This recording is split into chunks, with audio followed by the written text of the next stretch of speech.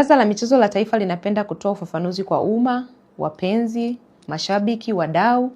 hususan uongozi na mashabiki wa klabu ya Simba kuhusu katiba iliyoidhinishwa mwaka 2026 tarehe 18 Februari. Marekebisho ya katiba ya Simba yaliwasilishwa Baraza la Michezo la Taifa kufuatia mapendekezo ya mkutano mkuu wa klabu ya Simba ambao ulifanyika tarehe 30 Novemba mwaka 2025. Kwa mujibu wa taratibu, mara baada ya mkutano mkuu kumaliza mkutano wake na kuweka mapendekezo yake kuhusu swala la katiba, yanapaswa kupata idhini ya msajili, ambaye msajili wa vyama na vilabu vya michezo aliyoko chini ya Baraza la Michezo la Taifa ana jukumu la msingi la kuchambua na kupitia ili kuona kama haya mapendekezo ya wadau au ya klabu yamekidhi na kuendana na matakwa ya sheria, kanuni na miongozo iliyowekwa na serikali ambayo ina govern sekta hiyo ya michezo. Baada ya uchambuzi wa kisheria, Baraza la Michezo la Taifa kupitia kwa msajili wa vyama na vilabu vya michezo aliridhia na kuidhinisha katiba ya klabu ya Simba ambayo ndani yake pamoja na mambo mengine mengi inahusisha masuala ya mfumo wa uendeshaji wa klabu katika muundo wa kisasa ambao pia unahusisha uuzwaji wa hisa pamoja na masuala ya kuuza hisa kwa wawekezaji. Kwa msingi huo, serikali inapenda kufafanua kwamba ilikamilisha jukumu lake la msingi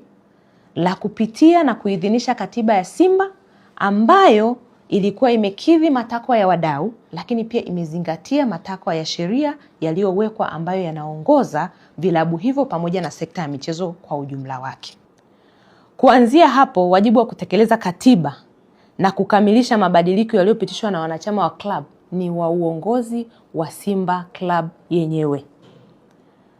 Utekelezaji wa maamuzi yaliyomo katika katiba hiyo haupaswi kufanywa na serikali kwa niaba ya klabu, kwa kuwa ni maamuzi yaliyofanywa na wanachama kupitia mkutano mkuu na umeidhinishwa kwa mujibu wa sheria kwamba umekidhi na kuakisi vigezo vyote vya kisheria, kanuni na taratibu ambavyo vimewekwa na serikali. Hata hivyo, serikali inafahamu kwamba kwa kuwa hili ni jambo jipya linaanza kwa mara ya kwanza, inawezekana katika swala zima la utekelezaji wake kukawa kuna kutokuwa na uelewa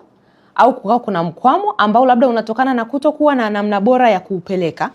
Hivyo serikali inatoa wito kwa uongozi wa Simba na wadau wengine wote kwamba vyombo vyote vya serikali ambavyo kwa namna moja au nyingine vinahusika na swala hili la mchakato wa uwekezaji, hususan sisi upande wa Baraza la Michezo la Taifa ambao tunahusika na katiba, tupo tayari kuwapokea kwa ajili ya kuwapa ufafanuzi. Naomba ieleweke vema, kwa ajili ya kutoa ufafanuzi. Ufafanuzi huo hautalenga katika kubadilisha kipengele chochote cha kikanuni, cha kisheria wala cha miongozo iliyowekwa na serikali. Itakuwa ni muongozo wa kuwapa ufafanuzi na ushauri wa namna bora ambayo wanaweza wakaenenda katika kutekeleza jambo lao huku wakizingatia katiba yao, matakwa ya wanachama wao, matakwa ya wadau wao, lakini bila kuvunja taratibu na sheria ambazo zimekwisha kuwekwa. Hivyo serikali inatoa wito kwa klabu ya Simba kutumia vyombo vyake na taratibu halali za kukamilisha utekelezaji wa katiba hiyo iliyoidhinishwa, kuwasilisha rasmi kwa mamlaka husika masuala yote yanayohitaji ufafanuzi ambayo wanadhani wanakwama. Serikali itaendelea kutekeleza wajibu wake wa msingi wa kusimamia sekta ya maendeleo ya michezo na kuendelea kushawishi na kutengeneza mazingira wezeshi kwa wadau wetu wa michezo wakiwemo vyama pamoja na vilabu vya michezo kuendelea kufanya shughuli zao katika muktadha ambao una attract maendeleo, upo kisasa, una attract wawekezaji, lakini bila kuleta vurugu za aina zozote. Wito wetu, tunatoa wito na rai kwamba wajitahidi kufanya mambo yao katika hali ya utulivu, hali ya uwazi, hali ambayo inaleta uwajibikaji kwa mustakabali wa maendeleo ya michezo nchini. Serikali wakati wote nia yake ni njema ya kutaka kuona vilabu pamoja na vyama na sekta ya maendeleo ya michezo kwa ujumla wake inapiga hatua katika muktadha ambao unaenda na usasa wa duniani, lakini huku tukizingatia matokeo yote ya kisheria.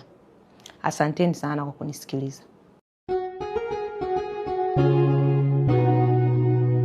Kasako Media, tunaangazia maisha, tunaandika kesho.